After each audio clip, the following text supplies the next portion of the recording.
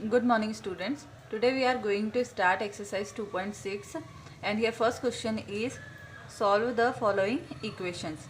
अब आपको पता है 2.5 में भी जो क्वेश्चंस थे वो फ्रैक्शन फॉर्म में थे और यहाँ पर भी क्वेश्चंस फ्रैक्शन फॉर्म में, बट 2.5 के क्वेश्चंस में फ्रैक्शंस में एडिशन और सब्ट्रैक्शन भी था, तो इसीलिए हमने वहाँ पर एलसीएम मेथड यूज़ करना पड़ता है. बट यहाँ पर क्या है, डायरेक्ट यहाँ पर क्या है, दो ही न्यूमरेटर, दो ही मतलब फ्रैक्शंस में दिए हुए हैं. लेफ्ट हैंड साइड पर जैसे न्यूमरेटर एंड डिनोमिनेटर है और राइट हैंड साइड पर भी नंबर है. तो अब यहाँ जैसे 2 के नीचे कुछ नहीं है तो हमने यहाँ 1 पुट कर दिया, तो ये भी एक फ्रैक्शन फॉर्म में हो गया. तो बस दो ही हैं फ्रैक्शन फॉर्म में. तो यहाँ पर हमें 2.6 में जो मेथड अप्लाई करते हैं वो क्रॉस मल्टीप्लिकेशन से सॉल्व किया जाएगा. ठीक है, तो हमारा फर्स्ट क्वेश्चन है 8x minus 3/3x is equals to 2. अब जैसे मैंने आपको बताया कि यहाँ क्रॉस मल्टीप्लाई करते हैं, तो सबसे पहले 2 के नीचे कुछ नहीं है डिनोमिनेटर में, तो हमने 1 पुट कर दिया. Now we have to cross multiply. तो हमें क्रॉस मल्टीप्लाई करना है, तो पहले हम 1 का मल्टीप्लाई यहाँ कर देते हैं, देन 3x का मल्टीप्लाई 2 में. तो पहले 1 का मल्टीप्लाई कर दिया 8x माइनस 3 में, इसके बाद हमने यहाँ पर ये 2 का मल्टीप्लाई कर दिया 3x में. सॉल्व किया, 1 का मल्टीप्लाई किसी में भी करते हैं तो वही आता है. तो 8x माइनस 3, यहाँ पर 2 का मल्टीप्लाई किया 3x में, तो ये क्या हो गया आपका 6x हो गया. नाउ वेरिएबल को हम वन साइड कर लेंगे, तो 8x यहाँ पर 6x प्लस का यहाँ आकर माइनस का हो जाएगा, एंड यहाँ से माइनस का 3 यहाँ जाकर के हो जाएगा प्लस का. 8x minus 6x is equals to 2x and equal में 3 एज इट इज़ रहेगा, x एज इट इज़ रहेगा, 3 एज इट इज़. 2 मल्टीप्लाई में तो 2 आ जाएगा डिवाइड में. तो हमारा आंसर क्या हो गया, x is equals to 3/2. Now second question is 9x upon 7 minus 6x is equals to 15. Again यहाँ पर कुछ नहीं है, डिनोमिनेटर में हमने 1 पुट कर दिया, मल्टीप्लाई किया. 1 का मल्टीप्लाई 9x में एंड 15 का मल्टीप्लाई करेंगे 7 माइनस 6x में. 9x एज इट इज़ रहेगा, 15 7 ज़ा 105 एंड 15 6 ज़ा 90.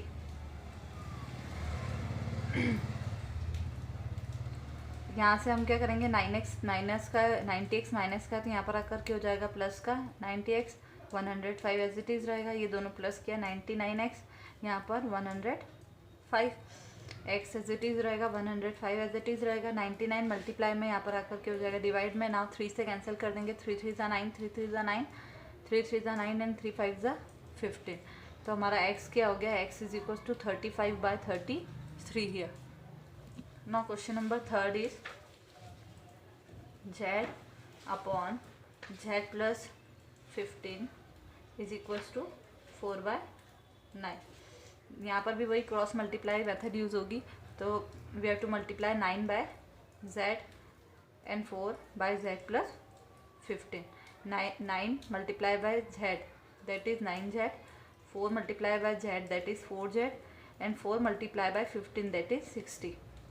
9z प्लस 4z यहाँ पर आकर माइनस का हो जाएगा and 60 as it is. 9 minus 4 that is 5 and 60 as it is.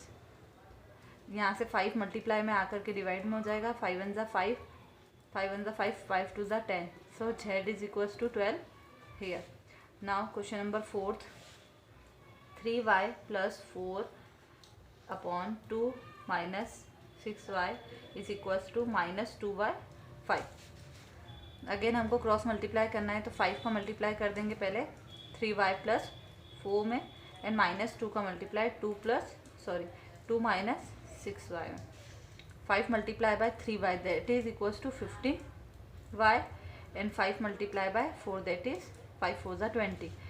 Plus minus minus 2 2 ज़ा 4, माइनस माइनस प्लस 2 6 ज़ा 12. नाउ प्लस 12 यहाँ पर आकर हो जाएगा माइनस का 12.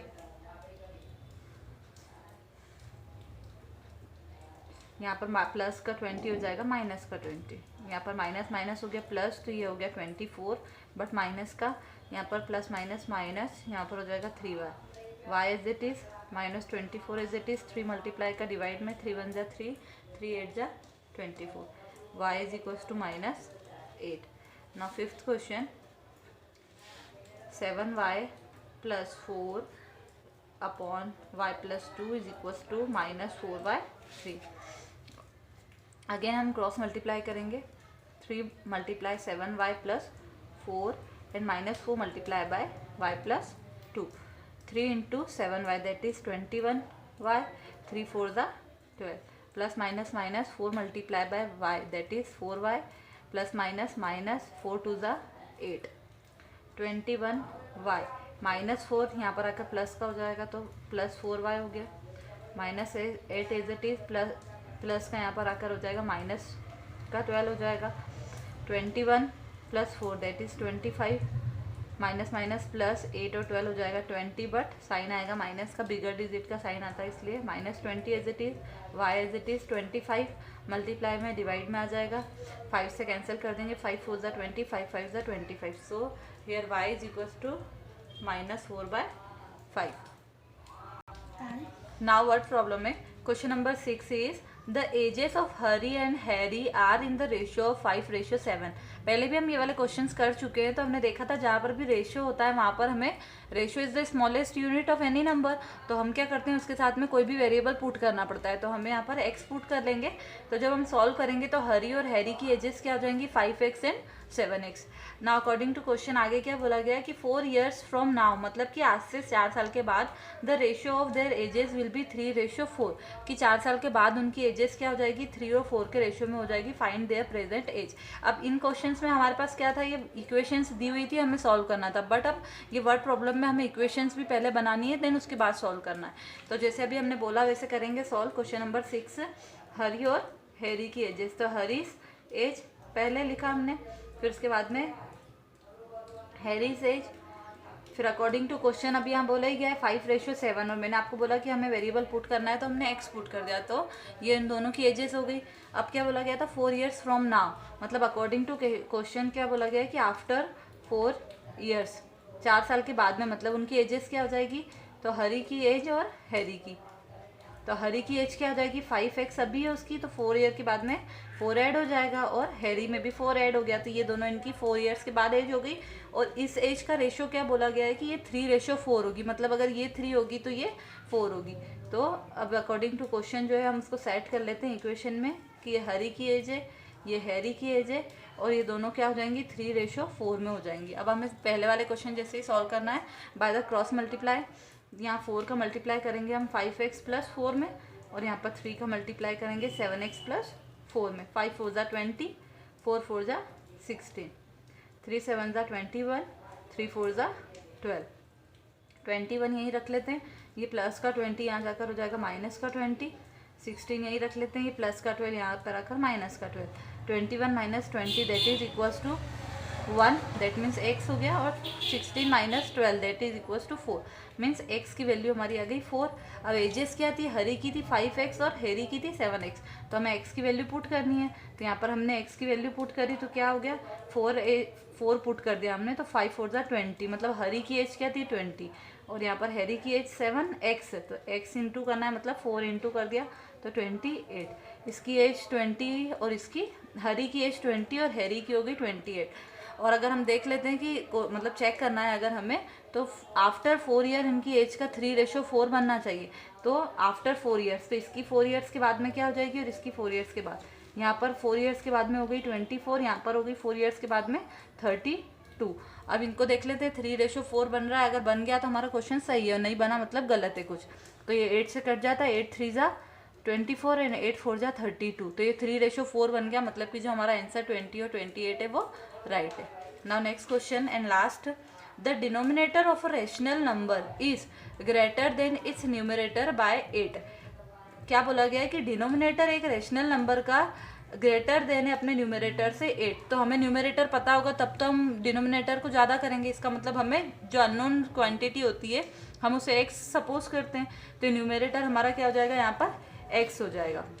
न्यूमरेटर है हमारा और डिनोमिनेटर, तो न्यूमरेटर हो गया हमारा x, और क्वेश्चन में बोला गया है कि denominator of a rational number greater than numerator bye 8, कि डिनोमिनेटर जो है वो 8 ज़्यादा है. तो हमने अकॉर्डिंग टू क्वेश्चन इसको सेट कर लिया.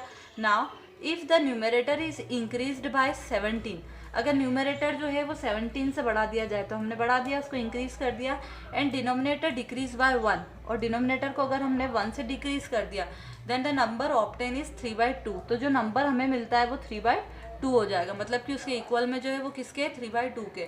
तो फाइंड द रैशनल नंबर, हमें रैशनल नंबर को फाइंड करना है। अब हम सॉल्व करेंगे। x + 17 एज इट इज़ रहेगा, यहाँ पर प्लस माइनस माइनस 8 में से 1 माइनस किया तो क्या हो गया 7 हो गया, प्लस का क्योंकि बिगर डिजिट प्लस का है, यहाँ पर 3/2। अब हम वापस से जैसे सॉल्व कर रहे थे पहले क्रॉस मल्टीप्लाई से सॉल्व करेंगे। 2 × x + 17 and 3 × x + 7। 2 × x that is 2x, 17 × 2 that is 34, 3 × x 3x, 3 × 7 that is 21।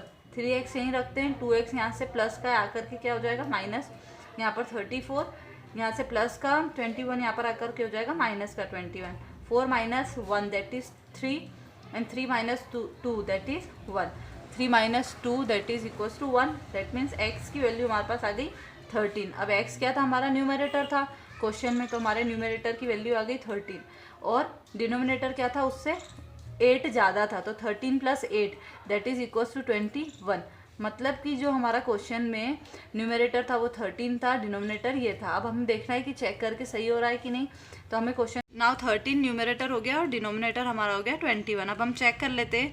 तो क्वेश्चन में बोला गया था कि न्यूमरेटर से डिनोमिनेटर 8 ज़्यादा है, तो ये हमारा हो गया। अब क्या बोला गया था कि न्यूमरेटर में अगर हम 17 ऐड कर देते तो न्यूमरेटर 13 है, हमने उसमें 17 ऐड कर दिया। और क्या बोला था कि डिनोमिनेटर में से 1 माइनस कर दिया, मतलब 21 में से हमने 1 को माइनस कर दिया, तो वो क्या हो गया हमारा 20 हो गया।